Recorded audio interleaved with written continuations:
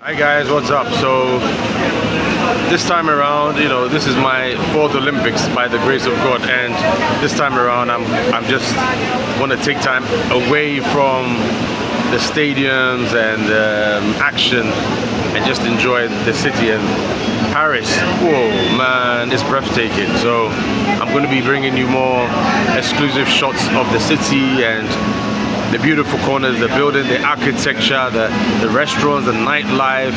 It's amazing, so watch out for that. This is Paris. The beautiful flame is on.